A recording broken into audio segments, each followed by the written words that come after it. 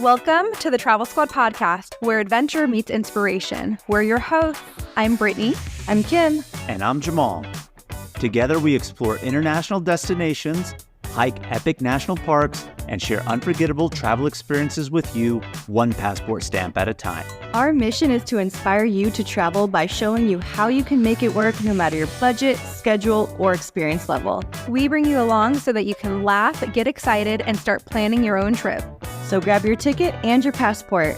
And don't forget your travel insurance. And get ready to embark on a new adventure with us around the globe. Hello, fellow travelers. Hey, squaddies. Welcome to this week's episode of the Travel Squad podcast.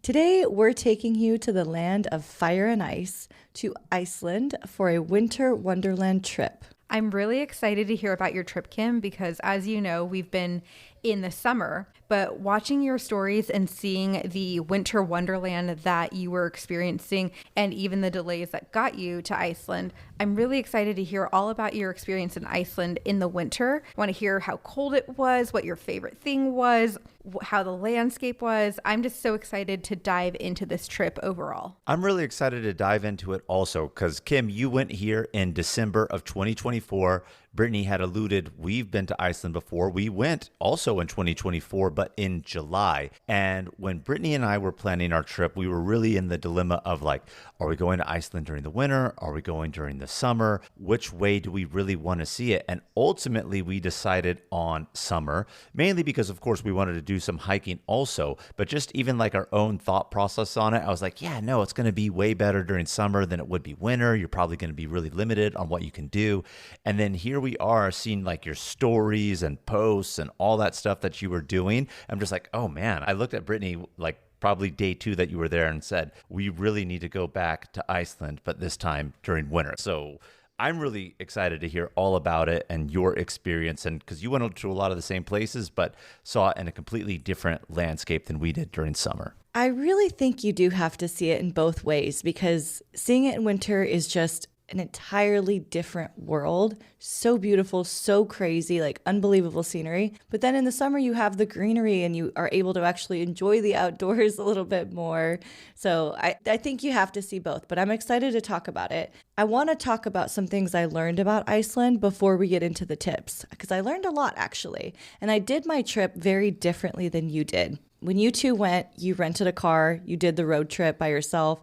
You might have done a couple tours, like the snorkeling in between the tectonic plates, right? We did. I did tours the entire time. I did not rent a car, and I think that's a big myth. Well, not a myth, but when you hear about Iceland, everyone says, rent a car. It's so easy to drive on the roads. And I could see how that would be easy during the summer. But during the winter, oh, hell no. I would not, no. So tours is the way I went. And I learned something about the roads. If you are taking a car, there are yellow poles on the side of the road with reflection. So when there's a whiteout, these come in really handy because on the right side, the reflector has one line. On the left side, it has 2 lines. So if you veer off your correct side of the road, you can kind of look to those poles to get yourself back on track. That's scary that it would get so much of a whiteout that you have to rely on that to get you back onto the road safely. What's not scary is that polar bears are not native to Iceland. You will not find yourself getting into a polar bear attack while you're in Iceland. But, you know, they do come over sometimes, right? Did you guys learn anything about polar bears when you were there? We did not. And as a matter of fact, I was like, why is Kim even talking about polar bears? There's no polar bears on the island. But you're telling me you learned that when it freezes up, they can come from certain places and end up on the island. Is this what you're saying? Occasionally, a polar bear will break off an iceberg from Greenland and float over to Iceland. And when they arrive in Iceland, they're very angry and they eat all the sheep. And unfortunately, the Icelandic people will put them down and get rid of them. So polar bears do not natively exist in Iceland. In fact, no animals natively existed in Iceland except for one. Do you have any idea what that could be? I have no idea. The Arctic fox was the only animal on the whole island country of Iceland when it was discovered. I love how you have all of these cool facts. And that's, I guess, the bonus of doing tours and having a tour guide that talks while you're out there, because we didn't learn any of this cool info. every single tour guide that I took gave us these facts. So I heard them many times over. It's not an early morning country, so I'm sure you guys didn't like that. But I found most places didn't even open. Even coffee and breakfast places did not open till 9 a.m. I wonder if that was the case because it was winter. When we went, we spent, a couple days in Reykjavik, like when we first arrived, and then our last day there. And that's really, like, if you go to Iceland, you'll understand that's really the only big city.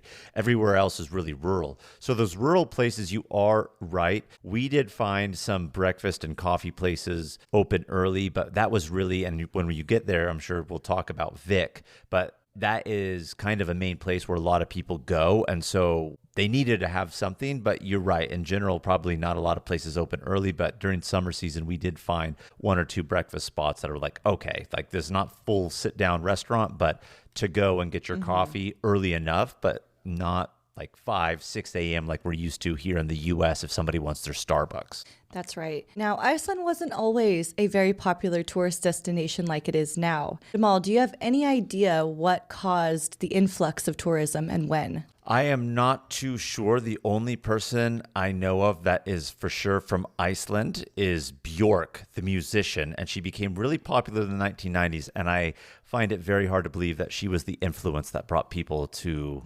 Iceland. So no, I'm not sure what the tourism was on it. Was it Justin Bieber's music video where he did out in Iceland? No. It's called the Land of Fire and Ice because of the volcanoes and how the volcanoes hit the ice, and it is Iceland, right? So in 2010, there was a massive volcano that erupted for more than 40 days, and it got so much news coverage. The plume of smoke covered Europe, grounded all the planes in Europe for many, many days because all the smoke blew over there.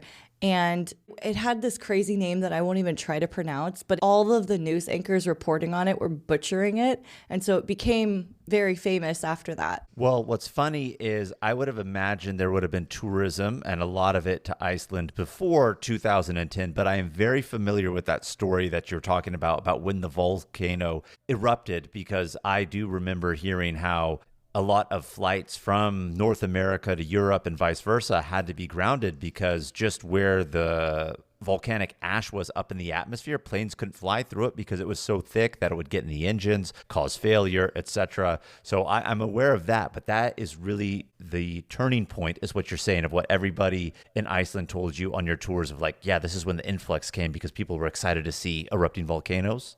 Yep. Mind blown right now. Crazy. Unfortunately, I have one other sad little fact, and that is that scientists predict within about 300 years that the glaciers on Iceland will disappear. That is so sad. That's just around the corner. Not in our lifetime, of course, but see it while you can, because 300 years, there won't be any more glaciers, but there will be a lot more waterfalls. What's funny, and when I say funny, I mean ironic, and I know you will get to it at some point because I know you went to Jökulsárlón, if I remember how to pronounce it correctly, where they really do have that glacier that forms a pond and you can see the icebergs. We were standing at a point where they said, oh yeah, 50, 60 years ago, the glacier was all the way over here, and then you look back and it's more than several kilometers receded back, creating that lagoon. So even in a short amount of time, you can see how much it's already disappeared, and to think 300, they're all gone. That's wild. That's sad. Yeah. So go to Iceland. So I want to get into some tips about Iceland, especially tips for the winter. One of my biggest tips is to bring those disposable hand warmers.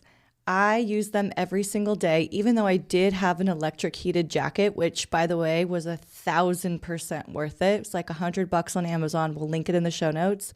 Get both. Even with gloves on, my hands were hurting. They were so painfully cold that having those hand warmers in my pockets to put my hands in while I was walking or whatever, 10 out of 10, could not have done Iceland winter without them. What you do not need is sunglasses. I brought 2 pairs of sunglasses. I didn't wear them at all. There's like 5 hours of sunlight in the winter and it's not even bright. You know, it's funny that you brought 2 pairs. Like you thought you might need them. But you know, when you are in snow, if it's really bright out and there's a lot of sun, it can hurt your eyes. So I can see it both ways, but that's a good tip to know. I also strategically packed cute shirts and outfits, and I ended up wearing my heated jacket completely bundled up with a scarf and a beanie the entire time. So don't even worry about what shirts you're wearing. And what was the temperature while you were there? Just so our squatties know how cold it was while you were there. The highs were probably like 25 to 30 degrees Fahrenheit. The lowest low that it got was 6 degrees Fahrenheit while at night Northern Lights hunting. Extremely cold. What's cute about Iceland in the winter, though, is they keep their Christmas lights up. I arrived the day after Christmas, but the tour guide said that they usually keep their Christmas lights up through February because it's so dark and it cheers people up, and everywhere has Christmas lights around Iceland. That's actually really cool. I think I remember hearing something about that before, that actually is a thing. And I'm not disputing you saying that. And of course, I know the tour guides mentioned it, but I remember seeing something one time where they were talking about that just for that very reason that you mentioned, which I think would be cool. If you go during the winter, but after Christmas, you could still have some sort of like second Christmas or something, so to speak, or early one if you want to look at it that way. So really cool. One thing I did read a lot about was to dress in layers, because once you go inside, you'll want to shed your layers, that it's very warm inside Iceland, restaurants and hotels and whatnot. I actually did not find that to be true. There were some times I didn't even take my jacket off.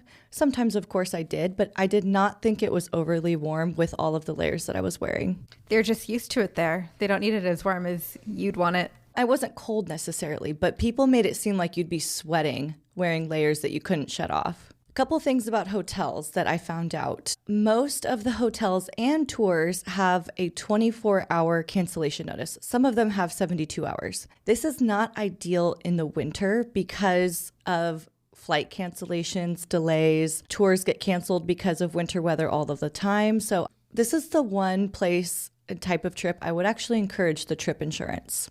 Did you have any trip insurance other than what's provided on your credit card? No, and I did miss a hotel night, and I'll get into that. Okay. I did find out towards the end of the trip that some hotels have a Northern Lights wake-up call. So if the Northern Lights are being shown, they will call your room and wake you up so you can go out and view them. You can see the Northern Lights from Reykjavik. That's another myth, that you have to go outside of the city where there's no city lights.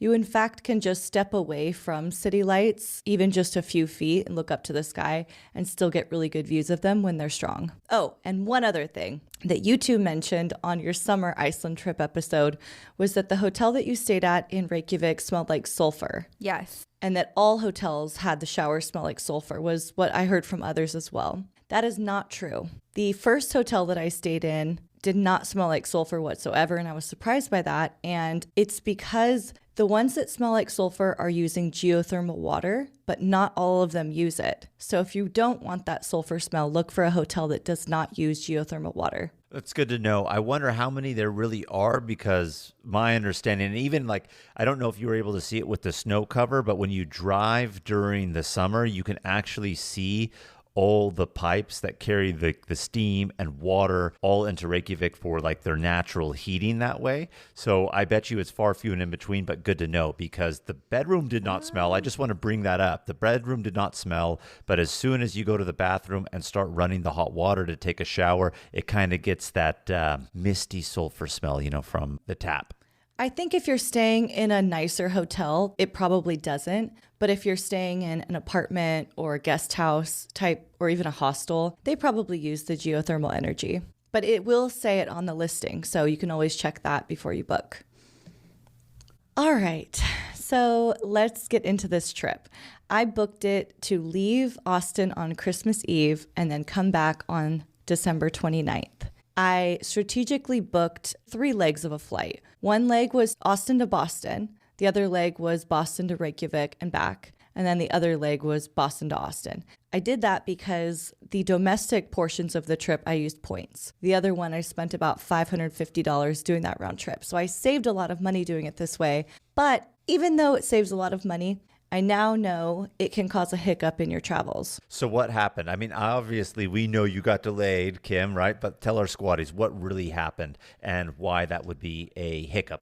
So as I was getting on my flight to Boston in the morning, I got a notification that my flight to Iceland was canceled. And it didn't say canceled and rescheduled. It said canceled and we're trying to get you on another flight.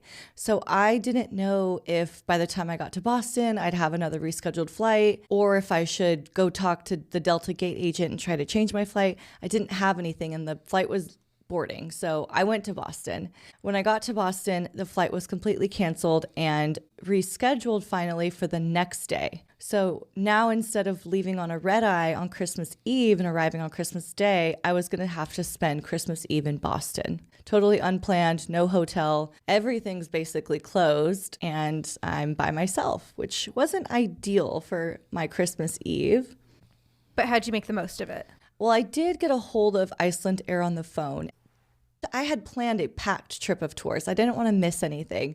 So I called them and I extended my trip one day. Did they charge for that? They did not charge for it, thankfully. And I actually had booked a non-changeable flight too, but they were able to accommodate it because of the issue. The issue was a winter storm. Every single flight into Iceland was canceled that day. The airport was shut down, so no one was getting in or out.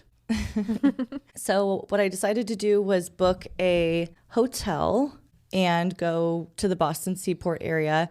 I did make sure to book it through my Chase Sapphire Reserve card, even though it was Marriott, because I wanted to file a trip insurance claim because the credit card gives you about $500 for Ubers, hotel, and food and beverage if your flight is delayed more than 12 hours, I believe it is. So I didn't feel as bad because I'm like, okay, I'm going to get reimbursed for this. So let's make the most of it. I did a little Boston Seaport tour. There wasn't like much open though. So I ended up kind of going back to the hotel bar, met this pilot named Renee. I met this lady named Karen who was kind of one of her first Christmas without her daughter who had just passed. So I made friends. And we had a good little time, had some drinks, woke up in the morning, Christmas Day, ready to get this trip back on track. Well, I'm glad you made the most of it. It sucks just in general when something like that happens on a trip, let alone on a holiday. But at least, as frustrating as it was with utilizing the credit card to get reimbursement, Iceland Air understanding the situation, changing it for you, the chips are starting to fall back in place to lead into a phenomenal trip. I also forgot to mention that when I got to my hotel in Boston, I was trying to change everything. I tried to change my hotel booking because I didn't need that first night. I needed to change the tours to that day at the back end because I wasn't going to make the Golden Circle tour, the Blue Lagoon tour, or the Northern Lights tour that I all had booked on that first day. Oh, and a bus ride from the airport into Reykjavik. Most of those things I was able to change without any fees. The hotel would not change my hotel room. So I lost that first night, whatever. And then the bus, I had to pay a new bus, which was like 30 euros. So at this point, that's kind of what I'm down. Well, I'm excited to hear all about it once you get into Iceland. But before you get to arriving in Reykjavik, Kim, I want to take a moment here to tell you squaddies all about the resources that we have for you guys on our website, travelsquadpodcast.com. We have a whole bunch of our itineraries on there of these exact trips that we take for you guys, help plan it out for you. You could also sign up for our monthly newsletter that we have 2 editions come out each month that will also give you additional tips, tricks, advice, and recommendations from us at the squad. So be sure to go over to travelsquadpodcast.com and check it out. Flex your business with an American Express Business Gold Card. You'll earn 4 times membership rewards points on your top 2 eligible spending categories, like transit and electronics, each month, on up to $150K in combined purchases per year. Plus, you can now earn 3 times membership rewards points on flights and prepaid hotels booked on AmexTravel.com. Terms and points cap apply. Learn more at americanexpress.com/business-gold. Amex Business Gold, built for business by American Express. This episode is brought to you by Amazon. Sometimes the most painful part of getting sick is the getting better part. Waiting on hold for an appointment, sitting in crowded waiting rooms, standing in line at the pharmacy, that's painful. Amazon One Medical and Amazon Pharmacy remove those painful parts of getting better with things like 24/7 virtual visits and prescriptions delivered to your door. Thanks to Amazon Pharmacy and Amazon One Medical, healthcare just got less painful. So Christmas Day, I checked out of the hotel at 1 p.m. I went to the Boston airport. I knew my flight wasn't rescheduled until 7 p.m., but I really had nothing else to do in Boston on Christmas. So I thought, why not? I do know that there are 3 lounges that I can get into. I think there might have been 4, but there were 3 that I really wanted to hit up. And so that's what I did. I went on a little tour de Logan lounges. And I gotta say, it was a good use of time. What one was your favorite? So the best one was definitely the Chase Sapphire Lounge. Anyone can get into it with Priority Pass. It's open to Priority Pass, which is cool. But also, of course, if you have the Chase Sapphire Reserve card, you get in there. And it is like a speakeasy, like massive bar and restaurant with tons of seating, a menu, a buffet, really great craft cocktails. I love it there. So I'm pretty jealous that you got to experience it, because the one time that Brittany and I were flying in and out of Boston, we arrived late in Boston, which when you arrive, you can't really get in. And by the time we were leaving early in the morning, it wasn't even open yet. And it was really devastating because at that point, I think it was the only Chase Sapphire Lounge that was open in the US, the other one only being in Hong Kong. Now, of course, the Sapphire Lounges have opened in a number of different cities, scheduled to be open in many more here within the US. But we have experienced the Sapphire Lounge in New York, and just as exactly as you described, Kim, just amazing in there. I just want to say this. Of course, if you do have the credit card, as you mentioned, you're able to get in if you have the Chase Sapphire Reserve card. But when you say you can get in with Priority Pass, that is true. But the Sapphire Lounges, if the only way in is with Priority Pass, I believe they limit you to only like 1 or 2 visits a year into a Sapphire Lounge before they don't let you in anymore. So do keep that in mind. So I had a good time in there. I got a little bit of stuff done on the computer and hung out. And then I got to my gate for the flight at 7, got on the plane, and then more delays. The flight didn't end up leaving till 8:30 p.m. because they said there were delays with loading, and then they were fixing a water issue. I'm like, my God, is Iceland's Air ever going to take off? But finally we did, and no one was actually sitting next to me on the flight, which is cool. This is the only time I've ever paid to pick my seat, paid like $40, because I wanted to have as many opportunities to see the Northern Lights as possible.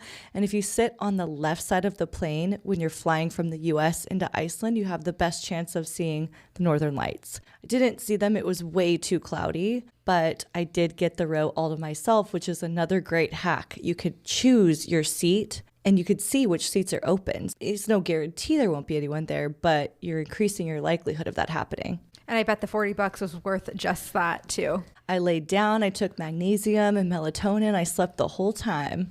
Very nice. So I finally land Thursday, December 26th at 7 a.m. I was supposed to get in at like 5:15 a.m. And I basically went, as soon as I got off the plane, I rushed to the bus, which is right outside of the airport, because I had a tour planned for this day, and I am going to ruin every single Icelandic word. So sorry about that. But the Snæfellsnes Peninsula tour is what I had booked this day. It was supposed to leave at 9:30, but they changed it to 8:30 just to add on more stress to my rescheduled days. Oh my gosh, I would have been so stressed. With the flight delay, basically I was supposed to get on the bus, a 7:15 a.m. bus.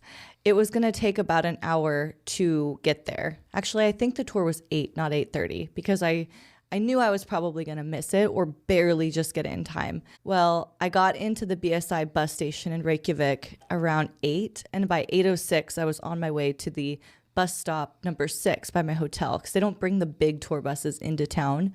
And while I'm just on that bus driving over, the other bus driver of the tour says, "Are you here at the bus stop?"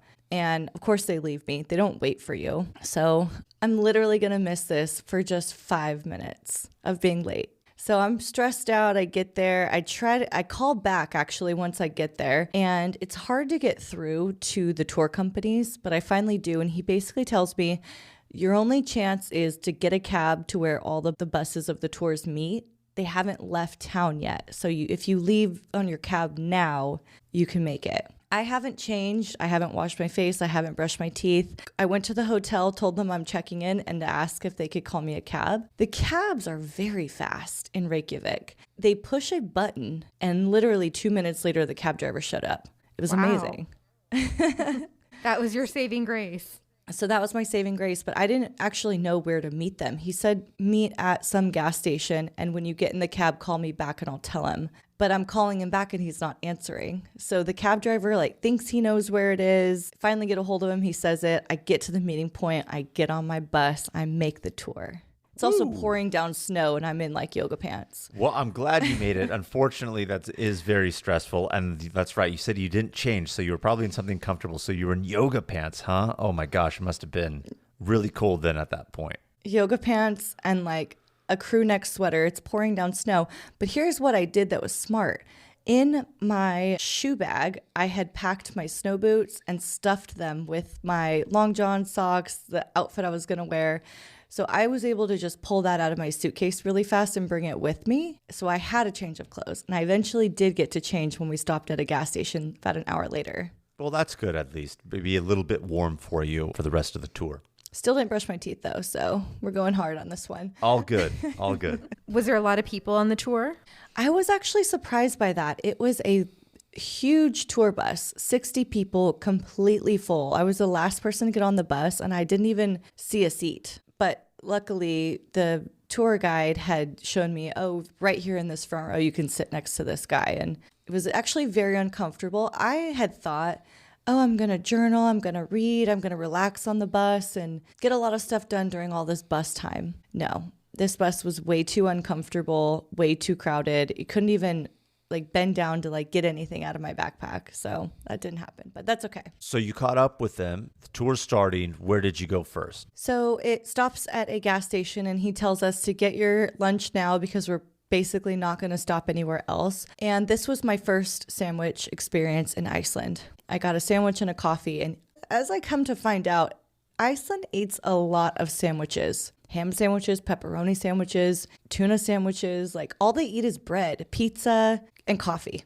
Oh, and lamb and fish, which I don't eat. But did you guys notice that? It was just sandwiches galore. I don't feel like I had a sandwich the entire time I was there. I had 3 sandwiches, 2 pizzas, and 12 coffees. Yeah, we had 2 pizzas. We ate pizza at the same spot that you ate it at in Vic. But yeah, I mean, I feel like if you're getting food from the gas station on the road, yeah, you're going to come up with sandwiches. We had a lot of time when we were done with our day. We went out to dinner and didn't really have them, but I see what you're saying. I don't disagree with you.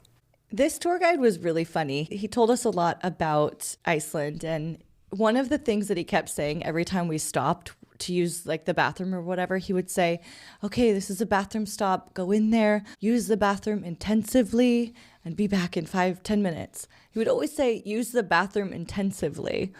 And I don't know if he was meaning to use that word, but it was just hilarious. And I couldn't think of what maybe he meant intentionally. I don't know. Maybe he meant quickly. If he's telling you to get back in 5 to 10 minutes. Yeah, maybe he meant quickly, but he kept saying intensively. And I was just all right, we're going to go to the bathroom and be intense in there. Because if it's a tour bus of 60 people with limited stalls, yeah, be intensive. You sit down as a girl to go use the restroom, just push a little bit harder for it to come out faster. Maybe that's the intensively that he means. That's the way I took it. Yeah. Well, we were on time. He kept congratulating us for getting back into the bus on time at each stop. When he first started talking on the mic, it was 10 in the morning. And he's like, I know it's very early and you're all tired. And I just started laughing because 10 in the morning is not very early, but it's so dark still that it feels like it's 5 a.m. And he's giving, just like we get with Gate 1 in the tour buses, he's giving a bunch of facts about this area and that area and the Icelandic people. And he talks about how happy of a country they are, which we all know. But he talked about his life there. He said it's a very good life. People make good money. Community is very, very big there. Your family all lives in Reykjavik. Your friends you went to school with are still there. It's such a big community-oriented country. And that's what my hunch is, why they're so happy. Community. I think that's a really good hunch. In Iceland, unless you're living somewhere remote, everyone's going to be near Reykjavik. And so you're growing up and living with all of these people that you've known your entire life, and you've built this community. Even in the little villages, the fishing villages and whatnot, it's still very community oriented. You're all next to each other, right? So that's what I think. Maybe us Americans can take a little page out of their book. He also shared many, many sayings that I can totally see why. So some of them are, life goes on, we'll see, because you will see. You're not guaranteed to get what you want or do what you want in Iceland. We'll see. It will all work out. And if you don't like the weather, just wait a few minutes and it will change. So along this tour, it was pretty much an all-day tour. We went to, sorry about the pronunciation, but something that looks like it's spelled like Gradoslevel. That's definitely not how it's pronounced, but it was this beautiful snowy mountain range next to this black rugged beach. Had a couple seals in it. You could go down to the beach. So that was a nice stop, but definitely wasn't the highlight of the trip. The next one, we passed by Borharon, lava field on the coast. There was mountains, this beautiful black church that looks stunning against the whiteout landscape. It's actually a church that's used in different countries for eyesight testing. I don't know why, but several people on the tour had said, oh yeah, I know this church. It was used in my eyesight test. Random. Super random, but there's always that one kind of like iconic thing that's always used for something. So maybe, Kim, when we're older and maybe you're pushing 40, a little bit closer, and you're going in to check your eyes, you'll see that same church for the eye test. Who knows? So at this place, we stayed quite a while. It was really pretty. They had this big troll stone statue, and it just looked so majestic, being all black and huge, and the snow falling all around it and like nothing else around it. Then when you go to the coastal part of it, the sea was so rough and it was crashing against these black hills or black coastline, and it was snowing like crazy. It was really, really pretty to see that. The last stop on the tour was Mount Kirkjufell. This is probably the most famous part of the Snæfellsnes Peninsula. It is this gorgeous, pointed, giant mountain that has, from the right viewpoint, a little waterfall right underneath it. It was so pretty to see. You know, all these tours are really racing against the daylight. We almost didn't make it to this one. We got there as quick as we could because our tour was on time. So when you're on a tour, make sure to get back to the bus on time, especially in the winter, because it could be the difference between seeing something and not seeing it. We did get it right on time. We walked the path over to it. It was gorgeous, got pictures. 2 minutes later, it was covered in fog and it got dark. So if we would have been any later, we would have missed it. I believe that is Iceland's most photographed mountain. And I really wanted to go here, but this is the one area of the trip that we did not get to do. So I'm so excited that you got to experience it and you got to see it without cloud cover. And I'm hoping that you didn't pull a Mount Rainier and you got a picture of the waterfall and the mountain at the same time. I did. I saw both of them at the same time. Since I was sitting in the very front of the bus, I was off the bus first most of the time. So I got there first. People that were in the back of the bus that were lollygagging, they missed it. The cloud cover was already there.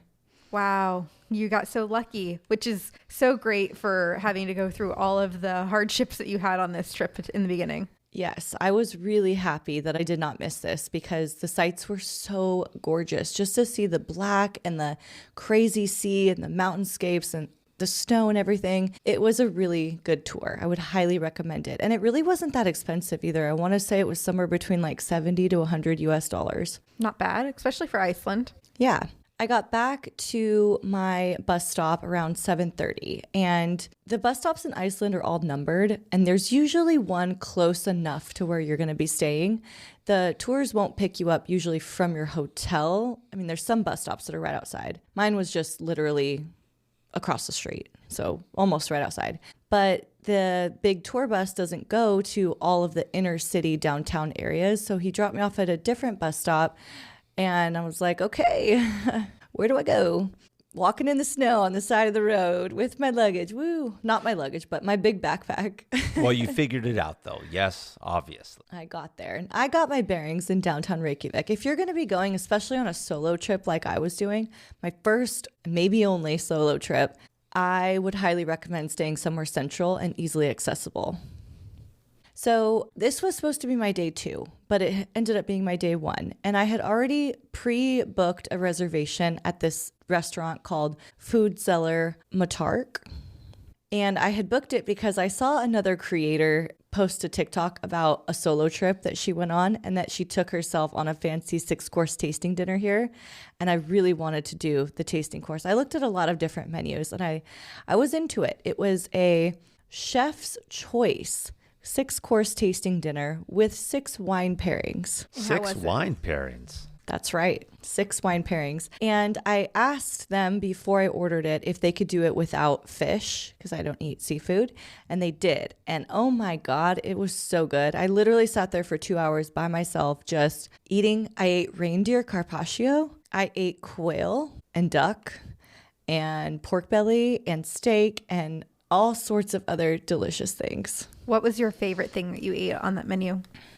Ooh, that's a good question, but I think it would have to be probably the first 2 tastings because I was really hungry when I went in there, so of course they're going to taste better. The first one was a beef carpaccio, and it had everything had little sauces, and it had pickled beets in it. It was ginger jelly things. It was really good. The next one was a fried pork belly slice with some other things on it. One of the last things would have been really good too.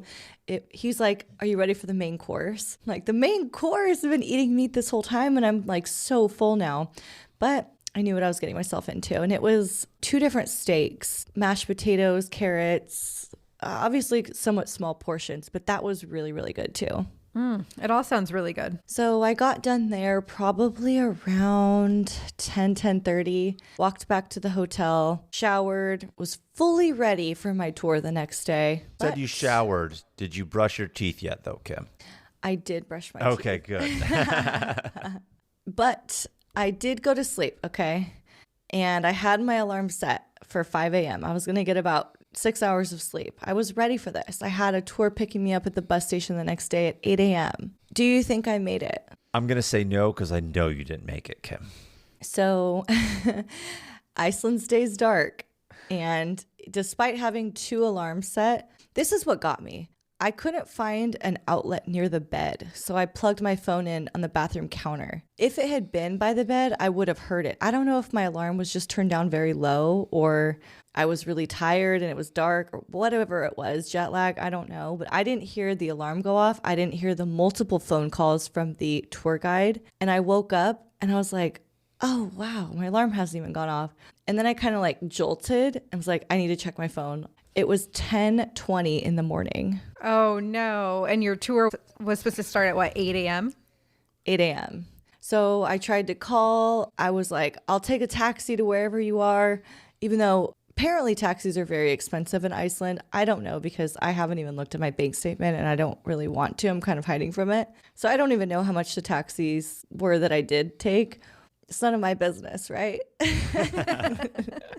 It's last year's problem. Well, when the bank statement closes or the credit card statement closes, you're going to find out. But nevertheless, you're on a trip. What are you going to do? You got to do it. So I'm calling the tour guide and they're like, we tried to call you. Didn't you hear? And I was like, no, I didn't. And so they basically told me, you can't come join the tour because the taxi ride to where we are would be way more expensive than the tour itself was, which was about $700 for a 2-day South Coast tour. Oh my goodness. I asked her if I could book for tomorrow. She said, no, we're completely sold out. And they have I think either a 24 or 72 hour cancellation notice. So basically $700 out the window. What a buzzkill and bummer. That's no fun. The night before I was texting a friend and I was like, yeah, it's been really, really stressful with all these delays. And I'm just so glad I'm finally here and I could relax tomorrow and everything's going to be good. I wasn't there to wake you up and make sure you were out of the door on time. I know. And I would highly recommend if you're on a solo trip, you set a lot of alarms and do a hotel wake up call. Good tip. So I'm freaking out, what am I going to do? I can't waste another day here. I've already lost a day and all this. And so I was able to find another 2-day South Coast tour with a different company. Luckily, they had a spot open the next day. So I took the loss there and I booked another one, another $700. And I booked that 2-day South Coast tour because I really, really wanted to go on the South Coast tour. What was I going to do in Reykjavik for 2 days, just doing nothing? No, absolutely. The South Coast is probably one of the favorite things that we did when we went to Iceland. And I know as you get into it and talk more about your time there, I'm pretty sure you're going to feel the same way or do feel the same way, right? I mean, the South is just beautiful. So many cool things to see. So now this is messing up all of my other plans because on the last day I was supposed to go Golden Circle, Blue Lagoon, Northern Lights chasing. now I can't do that because I'm doing the 2-day South Coast tour a day later. So I cancel the Golden Circle tour. That's just not going to happen. It was probably the least exciting thing that I had booked. I wanted to squeeze it in, but I would rather do South Coast than Golden Circle. Which is funny because we recently posted a reel on our Instagram that was like, if you were going to miss one thing in Iceland, it would be the Golden Circle. And you were booked for the Golden Circle, but then right after that, you ended up missing it. So out of all of the things to miss, that I would agree, like least excited for. It's cool to see, but if you have to skim off of one thing, that's the thing to skim off. Totally. So luckily I was able to cancel that because it was enough days out that I didn't lose that money. And that was like $130. So fine. The Blue Lagoon, I changed to this day instead of the final day. There's no fees to change the Blue Lagoon, which is amazing, but they only had 5 p.m. was the next available slot. And it gets dark at 5. So I was like, oh man, well, whatever. I booked a bus that was from the BSI bus station to the Blue Lagoon, which was about $30. And it's a 20-minute walk from the hotel. So I found myself walking the streets of Iceland in the snow quite a lot, which is not something I would typically do. Like, hey, a 20-minute walk in the snow. But when in Iceland, I guess that's what you do. Were you wearing crampons? Great question. I actually brought crampons and I did not use them once. Did you feel like your snow boots had enough tread? Were you slipping and sliding on the streets of Reykjavik? Well, some of the streets were like a sheet of ice. And I think that if you have them, you definitely use them. I did not use them. I mean, if you don't have them, you don't need to buy them. You'll be fine. I didn't fall. I didn't slip. There were some close calls, but I mean, it's unnecessary if you're trying to like not buy them. But if you have them, go for it. I did use them on one tour and they provided them. So I went to the Blue Lagoon. While I'm on the bus to the Blue Lagoon, I decided to check again to see, is there any earlier bookings? Because it was all booked up before. So I'm on the 3 p.m. bus. It's going to get there just about 4 p.m. A 4 p.m. slot opened up. So luckily, I was able to get in early. Ooh, that's nice. So now you have a little bit of daylight to play with. I don't know if I would have got there at that time. They still would have let me in it. Even though my booking was at 5, I feel like I could have got my way in there. I was willing to try it. I have heard that if you come like 15, 30 minutes early, you're fine. And if your booking's at, say, 4, you have between 4 and 5 to actually get in there. Mm-hmm. I feel like I could have got in, but I was happy that something opened. So that's a good tip for you squatties. If what you want isn't open, keep checking it. And this was the day of, so it's not like the Blue Lagoon is severely booked up in like super, super high demand. It's a pretty big venue. On this day as well, I guess I forgot to mention before I even went to the Blue Lagoon, I did need to kill some time. I did the Rainbow Road. I saw the Christmas cat. I went to the Broad Bakery and got the cinnamon roll and another coffee. I got the Icelandic hot dog, which was not good. Did you guys like it? I will say this. Everyone was talking about Icelandic hot dogs. And we had it the first day when we arrived in Reykjavik. We tried 2 different types and they were decent, but I mean, I'm not in love with it, you know? But we also went to a different cart than you went to because I saw you post and we went to, I think, a different one. I forgot where we went to, but it is right in front of the big main church that's being led to right from Rainbow Road. It's in downtown Reykjavik, and that hot dog cart is ranked one of the best places to get Icelandic hot dogs. So we got it from there. And I thought it was just okay. The one I went to is supposedly the most famous one in Reykjavik. And I just don't like a lot of onions. There was a lot of onions and a lot of fried onions. And I don't know, it was like a mouthful of onions. And I didn't think the dog was that good. And I actually wouldn't eat it again. You like better wieners? I like my wieners, okay? And this one did not impress me. Not impressed, nor did it satisfy. But let me ask you a serious, though, question. You said you went to Blue Lagoon. Tell us about the experience in there, because when Brittany and I had gone to Iceland, we were debating, are we going to do Blue Lagoon or are we going to do Sky Lagoon? And, of course, Blue Lagoon's iconic. I mean, I feel like if you mention Iceland, that's one of the first things that comes to mind other than volcanoes or northern lights, right? We chose something different. We loved Sky Lagoon, but tell us about Blue Lagoon. Well, I loved Blue Lagoon. And I know you guys, one of the reasons you picked Sky Lagoon was you read it had a better view, had an ocean view, right? Correct. And the harbor and some of the mountainscape that you have there in Reykjavik, yes. Which I think would be really pretty. And I would have loved to see that too. But the Blue Lagoon had a beautiful scenery. There were mountains all in the distance. They were like white snow-covered mountains, the beautiful blue water that is just so gorgeous. And it's kind of like a property, like there's a lot of different spots to it. There's bridges you can walk over. There's a swim-up bar on one side, swim-up bar for the face masks on the other side. When it was light out, I thought it was extremely beautiful. Well, when we go back to Iceland, we're going to have to try it. It's not like we didn't want to do it. It was just if we're doing one of the type of spa experiences and thermal waters, we chose Sky Lagoon.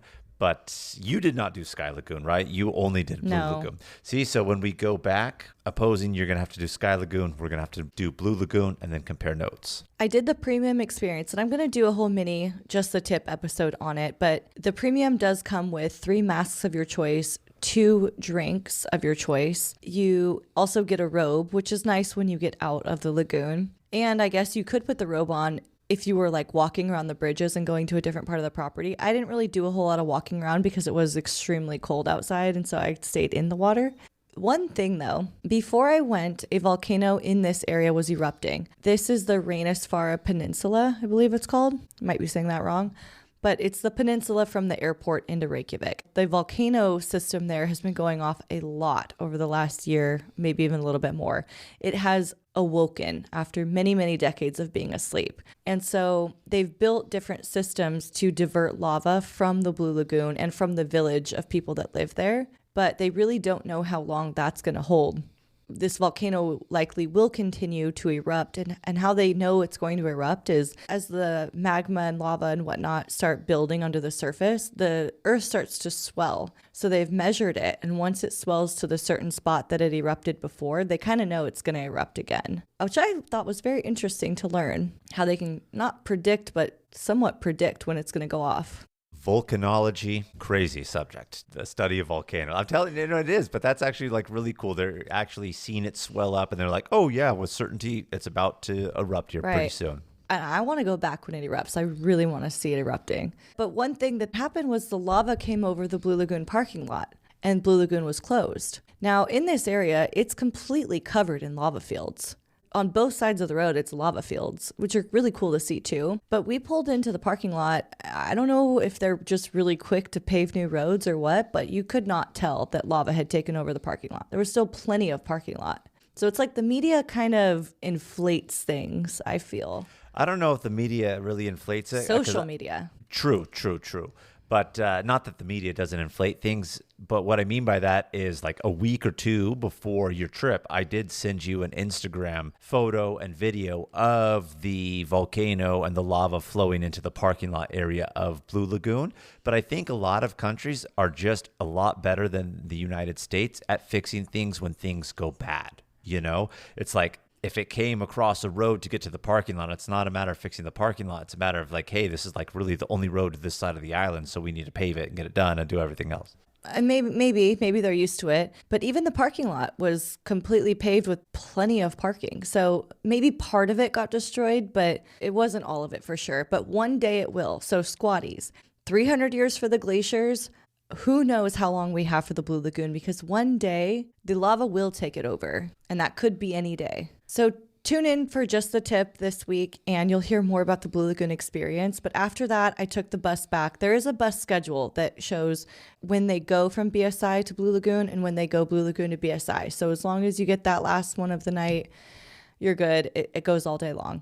When I got back to the hotel, guess how many alarms I set? 100. Something like that. 100. I also had a wake-up call coming in, and I was going to be on it this next day. So this is a day that you rebooked your 2-day South Coast tour. That's correct. And it was picking up at 8:30 in the morning, but I really wanted to get breakfast before because I did not want to eat gas station food and sandwiches again. So I found a restaurant called Sandholt in Reykjavik downtown that opened at 7:30 in the morning. It's one of the only restaurants that was open that early to get breakfast, and it's a really good restaurant. I would highly recommend going here. It's of course pretty busy at this time, but they have really good bakery options for takeaway, or you can sit down.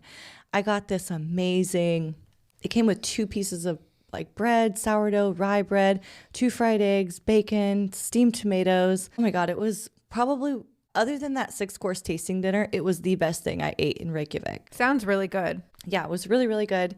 And so I finished that real quick and I went over to the bus station that was picking us up and I made it on time and I got on that bus.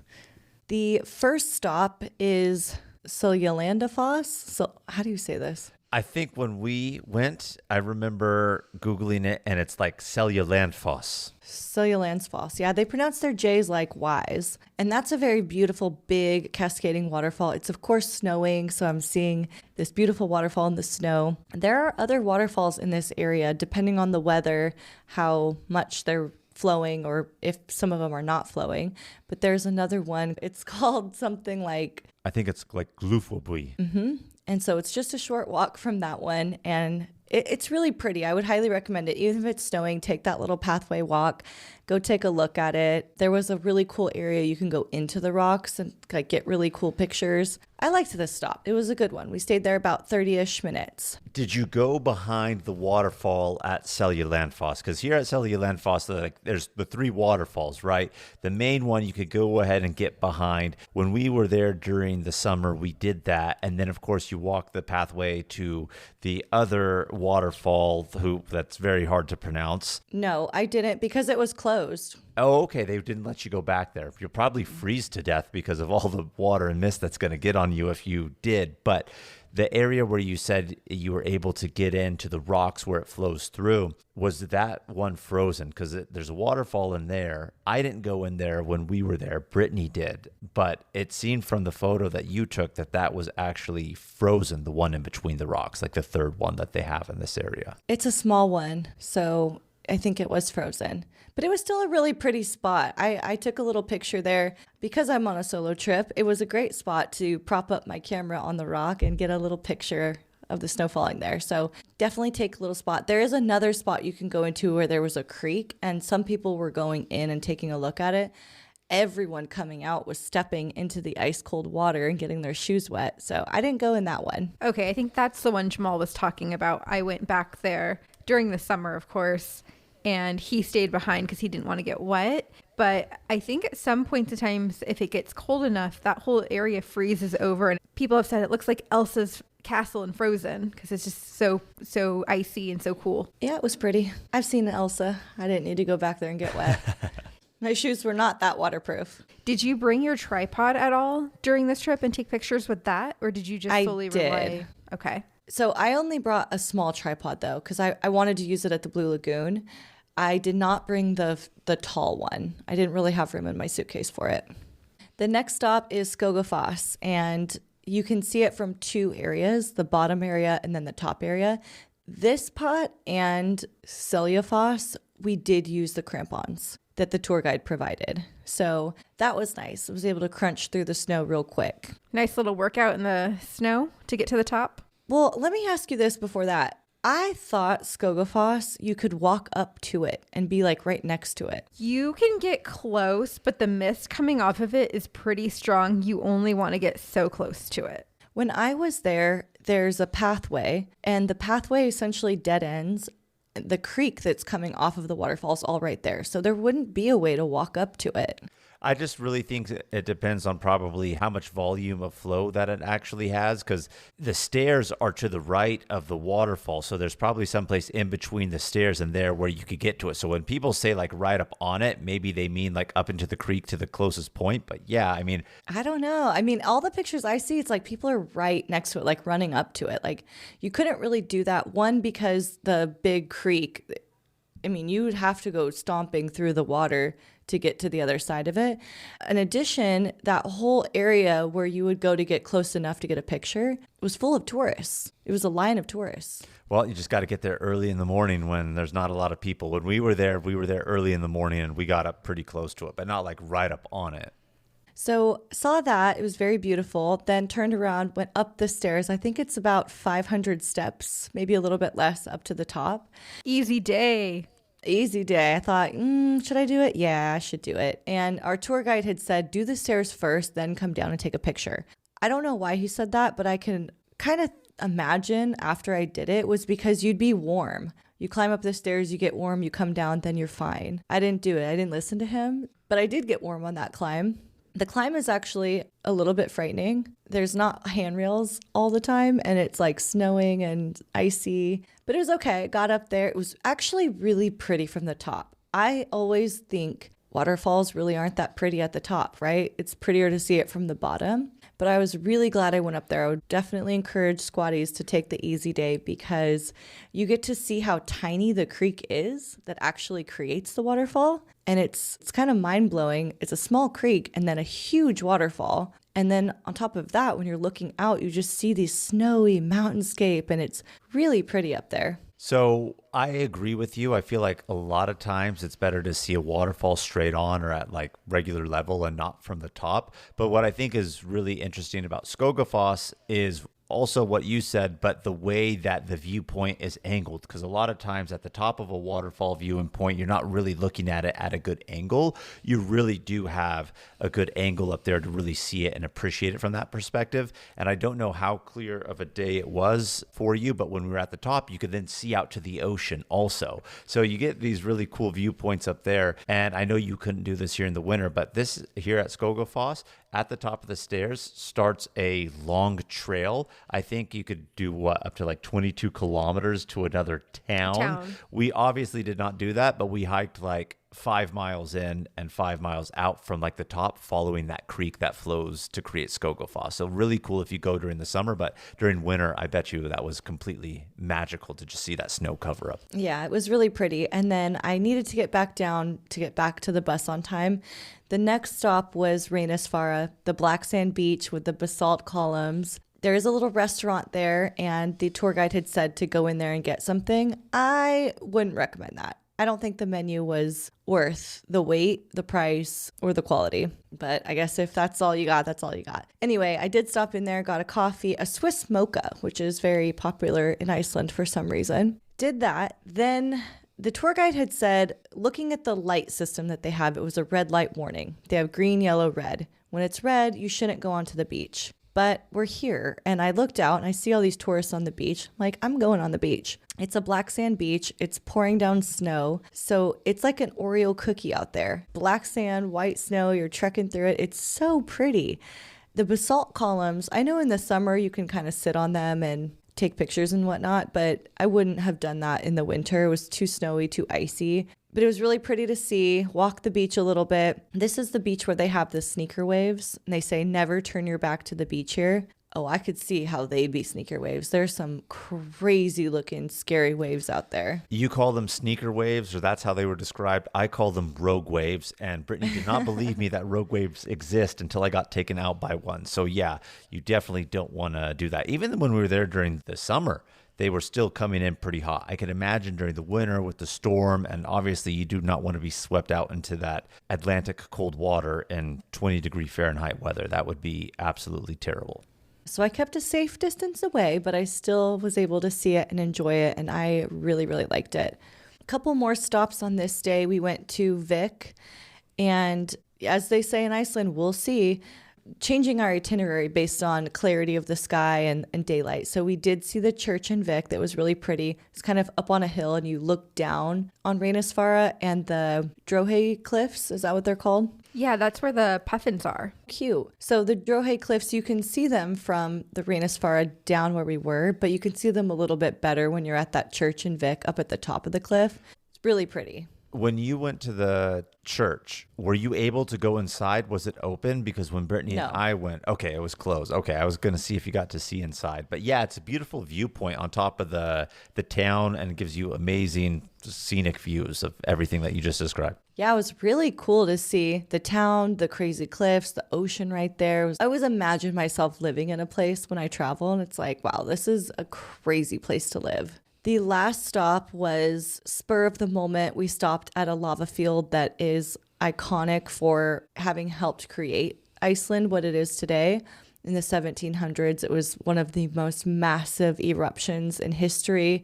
The volcanic ash went all the way to Japan. Oh, wow. So we were able to stop there and see that while the visibility was good before we made it to our guest house hotel in Hofn. If you're looking for a guest house hotel, it's called Hotel Smileborg in Hofn. It's got a lot of rooms in there, and a lot of the tour companies do stop here because it felt a lot like Gate 1 with like your assigned table and the buffet, but it was nice. And was your meal included in your tour? It was not. When I got to the menu, I was like, oh man, I don't really like anything on the menu. I was between brie cheese and pizza, so I got pizza.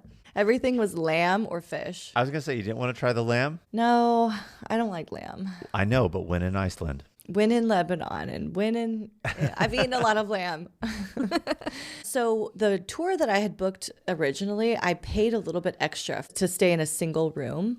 I did not do that on this tour because it wasn't even an option, but I did get my own room. So that was nice. Very nice. I tried to go out and see the Northern Lights because the sky, for the first time yet on this trip, was actually clearing up. You could see stars. It was dark out in the middle of nowhere in Hofn. Kept going out there, but couldn't really see them. It just wasn't the night for it. So I called it a night, went to bed. Sunday the 29th, part 2 of the tour. Woke up, there was a 7 a.m. breakfast buffet. Love a breakfast buffet. How was it? Not bad at all. They had toast. Like, the bread in Iceland is good. So I guess that's maybe why they eat so much bread. Good bread, eggs, bacon. They had fruits and yogurts, and it was a good one. While I was here in this hotel, the only downside of this hotel is the Wi-Fi doesn't work so well in your room. So you have to be in like the common areas, which they had a lot of really cute common areas, or at this breakfast. So I know when I get back to Reykjavik tonight, I don't have a hotel booked yet, because I've extended my trip for a day. Yeah, you were originally supposed to fly home this day. That's correct. So I was going to go back to the apartment or the hotel that I had, which was 101 Hotel Reykjavik. It's part of the Marriott family, and it's really nice. But they had jacked up the price. I think I paid something like $250 months ago. Now it was at $500. And I'd already been screwed on another $700 tour, and I just didn't want to do it. So I looked on Expedia, and I found a place called B14 Apartments that was right on Rainbow Road. It's a great location, and it was only a block from the other hotel and the bus stop that I was going to be dropped off at. So it was perfect. I booked it, and it was really cool because it was one that you don't actually have a reception. They just give you a code, and you have to go through 3 different doors to finally get to your door. Basic room with just a bed and a bathroom, but then it had common areas with a whole kitchen and laundry and couches. So squatties, if you're trying to go there to Iceland, I would actually recommend B14 Apartments. It was all around really great. But we're not going there just yet. This is probably the day I was the most excited about for the whole trip. And the reason I booked another one, because I did not want to miss this. And it was first the Blue Ice Cave. Bright and early in the morning, we get outside. Drive about 20 minutes, and then we transfer to this massive Jeep with like crazy tires that fits like 14 people. As we're transferring, I look over in the sky and I see this weird shaped cloud looking thing just sitting there. And I know from the tour guide that he said most of the northern lights actually look white. But if you want to know if it's really northern lights or a cloud, take a picture of it. And if your phone picks up color, green usually, you know it's northern lights. So we're like moving pretty quick, but I snap a picture and it was green. And I was like, no way. I just saw the northern lights. Awesome. So I already know it's going to be a great day. I hit a breakfast buffet. I got the northern lights in. Things are looking up for me. Finally. So we get into this rugged vehicle. We get out to the glacier where the hole is for the ice cave, put on helmets, headlamps, because it's still pretty dark at this point. It's starting to get lighter, but it's still a little dark. We go in, and ice caves are really cool. It's not something that you can do in the summer. So if you want to go into a blue ice cave, which you do want to do, you have to go in the winter to see it. Every ice cave is different. They change every year. They're naturally created from rain and glacier melt off that happens. So every year they could be a different size, different shape, different location in the glacier. And it was really, really cool to see. There's some parts where you understand why you need the helmet because your head is grazing the top of the ice. But it's like so vibrant blue and so thick. When you touch it, it's like a marble wall almost. It's got this crazy blue wavy pattern, like truly one of the most beautiful things I've ever seen. And pictures don't do it justice either. You have to have like a really good camera to get a good picture of the blue ice caves. Yeah, I think if it's lighter out, you might get a better look at it. But part of the ice cave on the other side, they had lights pointed at it so that you could see the blue better, because it is a little bit hard to see and you're in a cave, so there's not a whole lot of light getting in there. But it was still really, really cool. We probably spent maybe like 30 to an hour in there. There's a lot of tours coming in and out, so it's like a little bit crowded, which doesn't necessarily take away from it, but a little bit, you know. It's not like you have it all to yourself, and you have to do a guided tour. You can't go on your own. But it was really, really cool. Once we were done in the ice cave and we came out and we were driving back to our original tour guide, we saw a pack of wild reindeer. They live at this glacier area. Wow, that'd be really cool to see. They don't live anywhere else in Iceland, according to the tour guides. They only live here on this glacier area. So that was really cool.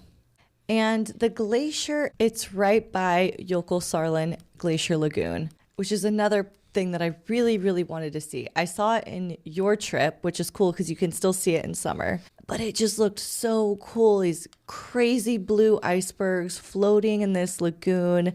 There were no seals when I was there, but it was so pretty. It was insanely cold. You know, when we were there, so just to give a picture of what this is, of course, this is like a big, massive glacier, the one that I mentioned earlier in this episode, that like 60 years ago, it was right here where this lagoon is, right by the road, close to the ocean, but it's retreated so much. But where it's retreated and fallen back, of course, as the glacier ice melts off, it's created this lagoon. And now as the glacier loses ice in a process called like caving, where it breaks off, now you have icebergs that are like floating in this lagoon. You have a small little passage outlet that takes these icebergs out into the ocean. And when we were there too, yeah, it was super cold even during the summer, because of course you're getting the wind coming down the mountain on a giant block of ice. And I can't even imagine how much colder that wind chill is in the actual winter hitting you. It was so cold, in fact, that I couldn't really use my phone. Like the gloves that I had, they said that you can use them with phones, but they weren't. I don't know if it's because I have nails or what, but I would mostly have to take my glove off to snap a picture. So I just turned video on and took video footage of this area, and then I got screenshots of it later for pictures. So that's a hack for you squatties if you're solo traveling, or if you don't want to snap each individual picture, video is the way to go. But it was really, really, really pretty. I remember when I was doing my research, I really wanted to see Jökulsárlón and Diamond Beach. Not all tours listed both, which is kind of crazy to me now that I've been there, because Diamond Beach, it's essentially the glacier breaks off into Jökulsárlón and then floats directly into the ocean, which is Diamond Beach. So they're right next to each other. You can't see the glacier without seeing the lagoon, without seeing Diamond Beach. I know there's that one bridge that crosses the outlet or inlet, depending on which way the water is flowing, right? Where it goes out, and then the beach is right there. So you hit the nail on the head in that description. Why it's called Diamond Beach is the ice that washes back ashore, which is just broken up small pieces of the glacier. And then it just like glistens on that black sand that's right there to make them look like diamonds. Yeah, that's stupid. If it doesn't list both, I wonder if it's just because the assumption is you're going to both because they're right there. But for somebody who doesn't know, you would think like, put them both in there so I know that that's what's happening. And I remember looking on the map to do research, and it looked like they were far apart. I was like, oh yeah, maybe they don't go to Diamond Beach because it's way over here. Or maybe I was thinking about the black sand beach. Either way, the research can be confusing, but I'm here to tell you, if you're going to Jökulsárlón, you're definitely going to see Diamond Beach too. And so that's what we did. We went over to Diamond Beach next. It's a pretty long beach walk to get down to the coast part of it, but it was the perfect timing when we got there because the sun was coming really up. I guess up for winter time because it doesn't fully go up in the sky. But it was about probably like 11 or so. So this is one vacation, Brittany, I woke up to see the sunrise. At 11 a.m. And it looked so beautiful. It was like orange and yellow and just shining, and it was glistening off of the water and all of the blue icebergs and diamonds on the beach. It was just magical. I don't know which of these three things today that I liked more because they were all so beautiful. Spent a bunch of time there. Again, I used the video trick because it was still really, really cold. Walked the beach a little bit. got to see a guy who doesn't listen to the warnings, and he sat on this big ice chunk that looked like a chair. And it was kind of cool when he was sitting on it, but then this rogue wave came, overtook the iceberg, and he got drenched. I saw that in the video that you had posted, and I'm just like, oh my gosh, can you imagine being that cold in the winter and up to like his knee? His entire shoes are just wet and soaked, and then whatever clothing you have on pant-wise to your knee just like saturated with ocean water. Does not sound fun. Yeah, so be really careful if you're going to sit on any of these icebergs that are actually in the water and try to get a quick pic. I feel like Diamond Beach in the winter is better than in summer, because when you were showing your pictures and your videos of Diamond Beach, there was a lot more diamonds there on the beach than when we were there. Yeah, I have heard that it's really hit or miss. Like, you could come one day and there's nothing, and then come the next morning and there's a lot. So I got really lucky, and there was a lot on the beach. After we were done here at these 3 stops, we stopped again in Vik. We weren't at the top of the hill in Vik this time. We were actually down in the town, and we were stopping just for a quick lunch stop before we mostly made our way back to Reykjavik for, I think it was going to be like 3 hours or so driving back. I really wanted to go to the Black Crust Pizzeria here in Vik. Even though it's not volcanic ash, it's charcoal that makes it black, and it doesn't taste like anything different, but it looks cute, and I wanted to try it. And the pizza was good, don't you think? We loved it when we went to Black Crust. We ate there twice. We ate there the first night when we were in Vik, and then we continued on and we stayed close to Jökulsárlón, because we were on our own. And so when we drove back through Vik, we were like, well, let's just pick up some more Black Crust pizza. But even though it's called Black Crust pizza, yes, they have it, but you can also get non-Black Crust pizza, just like regular dough also. Sourdough. Yeah, they have different varieties. Really good. Probably one of my most favorite places that we ate in all of Iceland was here at Black Crust Pizza. Yeah, I agree. We had about an hour stop here, and across the street, I saw these Icelandic horses. I had a list of things I wanted to see, which was Icelandic horses. I wanted to see the Blue Ice Cave, real lava, Northern Lights. And that's what was going to make me happy. And so I had seen these horses while we were in the bus, and they were out in the fields or whatever, but they weren't super close to the roads. So when I saw it right there, I was like, perfect timing. I ran over there, saw the horses. They're so beautiful. They're so majestic. They're like little ponies. I love them. They are really cool looking, especially the fact that they grow a lot of hair around like their manes and on the back of their neck just to actually keep warm. They have a different look than American horses, that's for sure. They do. Unfortunately, for you, Kim, you're saying this is the first time you came across them. Of course, it's winter, so they're probably either like in stables or somewhere else or whatever. They were out there. I was surprised. Yeah, because a lot of, there are some wild ones, but a lot of them are not like wild. There's just so much open space that they're actually somebody's, horses out on the range, so to speak. They were everywhere during the summer. There was not one day that went by that we did not see dozens of them. Yeah, so I finally got that in. I got my pizza, and I barely made it back on the bus. This was the only time I was actually late getting back on the bus. And I knew my pizza was about to come out, and the tour guide was calling me like, where are you? He knew I was going over there to get it because he had told people to go this other spot that was a little bit closer, but I knew it was right there, so I went over there. Anyway, he kind of like pulled the bus around, and I ran over there and got on just in the nick of time before he left me. There you go. And so we were making really good time, and the tour was supposed to get back around 8, sometime between 8 and 9. And I was a little disappointed because it's my last night, and I really wanted to go on that Northern Lights tour, but because of my sleep-in incident, I wasn't going to be able to make it. But since I had told the tour guide this, and he's like, I think we're going to be back around 6:45, so, you have the time to book the tour. And I was like, yes. So last minute, I find a Northern Lights tour that picks up at 9:30, and I book it.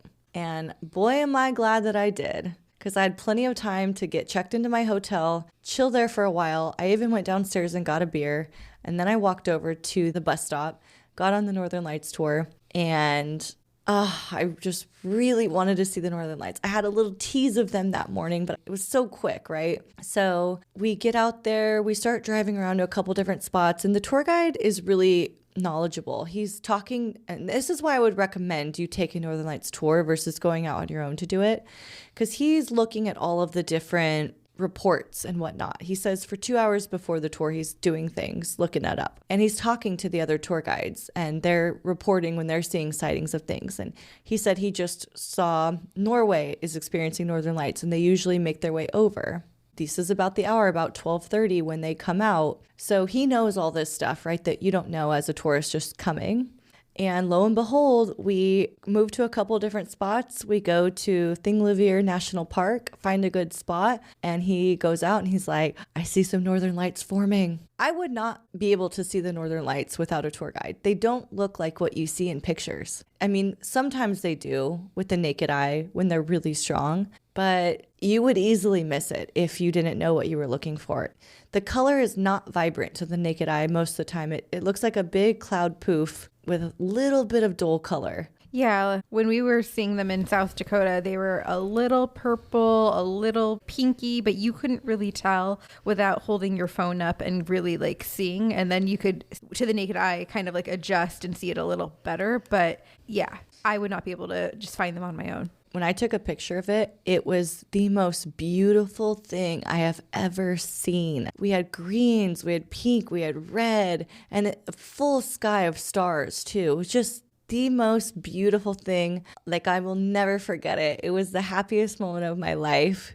And they put on a show for sometimes a long time, sometimes a short time. We got probably like good 15 minutes before it started fading away. Well, 50 minutes is a good amount of time to just sit and appreciate and look at it. And I know you said it's not like as vibrant, but once you know what you're kind of looking at, you can really enjoy it that way. Yeah. Oh my God. It was the best thing ever. Would you say that that was your favorite thing that you did? I mean, God, it's so hard to say because I've wanted to go to the Blue Lagoon forever. It's been so high on my bucket list, and that was amazing. And then the ice cave and Diamond Beach were so beautiful, but I think the Northern Lights do have to be the highlight because it's not like the Blue Lagoon where you could just go. It's there. Mm-hmm. It's guaranteed. Northern Lights, you have to get lucky. Nature has to be on your side, and it's just insane to see it. So yes. We got back around 1:15 in the morning, and from what I've heard, sometimes if the show's really good or they think it's coming but it hasn't come yet, these tours could stay out till 3-4 in the morning. Wow. It's like shutting down a bar. I would do it if you think it's coming in the next hour, like go for it. They gave out hot chocolate, and a lot of tours will advertise that there is hot chocolate, but it's like a teeny little cup of hot chocolate that was kind of lukewarm by the time I drank it. So if you're really going for the hot chocolate, maybe don't get too hyped on it. Although nobody's going for the hot chocolate. They're going for the Northern Lights. I know. If you want to stay warm, buy your own like tumbler and fill it with whatever hot liquid you want. Is basically what you're saying. Oh, I would recommend that because it was the lowest when we were out there seeing them. It was 6 degrees Fahrenheit. Ooh. Like 15 minutes was all I could handle. My hands and my feet hurt. And I was wearing 2 pairs of wool socks, 3 pairs of pants, gloves, hand warmers, a heated jacket, a beanie, a hood, and I was still freezing. Oh, and a scarf and a buff. And that mostly concludes my day. I did have just about a half day left on Monday before I flew out. And I thought about, should I just sleep in and just relax on my last day? And I thought, you know what? No, I want to get a little bit more out of Iceland. So I did wake up at 8 a.m. I went to this coffee shop called Mocha. It's the oldest coffee shop in Reykjavik. I got a quick coffee there. I wouldn't say it's like anything to write home about. It seemed like waffles were popular on the menu, but I didn't want waffles, and they had sandwiches. Did not get one. You were already sandwiched out. The coffee was pretty good, and so I knew I had to check out of this B14 apartments by 11, but I wanted to go to the lava show. They have a lava show in Reykjavik and in Vik. Can't see real lava, but I could see manufactured lava, so I wanted to get that in. And so I was doing a little bit of research the night before about where am I going to put my luggage because there's no front desk person to ask here. And I did find out there is a luggage storage spot in downtown Reykjavik. It's called Trapperkot Parking Garage. It's not a far walk from the Rainbow Road at all, maybe 2 minutes. There's different pricing posted. It's about $15 for a 24-hour period to store a regular sized carry-on luggage, maybe a checked bag. They do not rent by the hour, so you'd have to pay the full 15 regardless of 1 to 24 hours, whatever you're doing. Now, I knew, man, I'm only going to have it in there for like 3 hours. Do I really want to pay that? So squatties, I'm very resourceful here. I went back to the 101 Hotel Reykjavik, which was just down the street by the bus stop, and I told them, I already checked out, but can I store my luggage here for a few hours until my bus comes? And can you call me a cab? Because I was going to take a cab to the lava show, which was about a 25-minute walk. They didn't ask a single question. They took my bag, they stored it, and they called me a cab. I mean, you did technically check out just I know. I a couple days ago, but you didn't tell them. Leave that part out and just let them know that you checked out. Even if you didn't stay there, they probably wouldn't have asked questions. They didn't ask me anything, and it's not like they recognized me.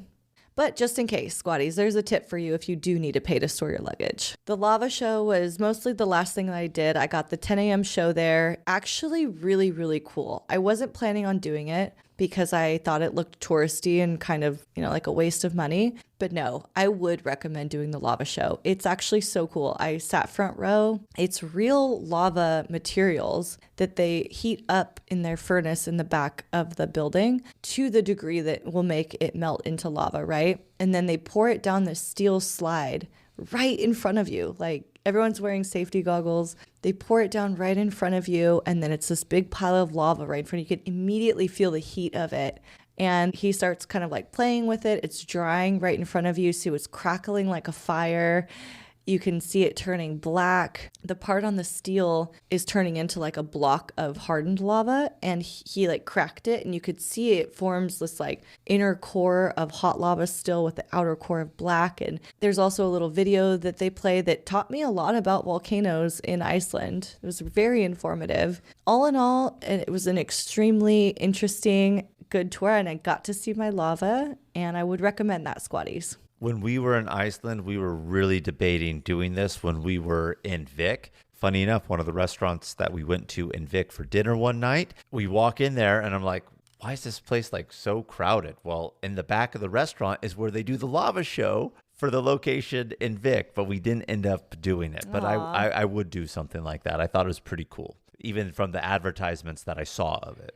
I was so confused why the lava fields were so rugged and like bulgy, and was like, why does it look like that? And now after going to the lava show, I understand, because when it dries, it makes these bubbles that pop and it like forms all together. So I'm glad I went. I learned a lot. Yeah, it's all that heat and gas trying to get out, and it's pushing its way, and then it just makes it really uneven, And also depending on if it's like iron in there or if it's silica in there, it could look different and bubble up differently. And the viscosity of lava depends on what it's made out of. So I'm a lava expert at this point, thanks to this tour. Yeah. How long was the show? Just under an hour. So part of it is a spiel with the guy, then the movie, then the actual lava experience is probably like 25, 30-ish minutes. So good long time to be seeing the lava. And then after that, I kind of walked back toward the hotel, walked by the Harpa Concert Center. That was cool. Saw the harbor. It was extremely snowy this day, and I'm just trekking through the snow. And then I kind of get there, get on my bus, and get back to the airport. Called a trip, a great trip at that. Even with all the hiccups, it sounds like you had a great time nevertheless. And like I said, when we were just seeing you post those photos, it's really inspired us to be like, all right, we really got to do Iceland during the winter, which is so funny because I feel like, not that I got my Iceland feel like I would never go back there, but it wasn't like high on my radar, be like, yeah, I want to go back. But seeing the winter action side of things, I really, really do, specifically for winter. Would you drive? Well, during winter, I really wouldn't want to, who wants to really drive in the snow? But I feel comfortable in my skill enough to do it. But it's more one of those things where I feel like I'd much rather drive than spend several hours a day on a bus back and forth to Reykjavik like you did. I mean, I know it worked out for you and it doesn't seem like it would be bad, but I don't know. It just really depends. Haven't given it too much thought yet. Yeah. Pros and cons of both, I guess. I would like to do it in the summer and do a camper van and actually camp kind of in the van the way you wake up and you just see the nature right there. Maybe do like a 4-day, something like that. The ring road, of course, could take you more to the east side and then up in the fjords in the north, which would be really cool to see too. One day I'll do that. One day I'll be back, but Iceland took me for my money and it took me to my wits' end. It is not an easy country in the winter, but it's a beautiful one and absolutely worth it. But you have a good time and great memories and experiences. Yes, and that was my first solo trip. So if I can get through Iceland solo, I can do anything now. And with that, Squatties, thank you so much for tuning in to our Iceland episode. Keep the adventures going with us on all the socials at Travel Squad Podcast. Tag us in your adventures and send us your questions of the week. If you found the information in this episode to be useful, or if you thought we were just plain funny, please be sure to share it with a friend that would enjoy it too. And as always, please subscribe, rate and review our podcast, and tune in every Travel Tuesday and Fridays for new episodes. And Squatties, sign up for our newsletter to stay up to date on everything happening with the podcast, hear about the latest tips, advice, and amazing adventures we have in store for you. Bye, Bye, Squad. Squatties.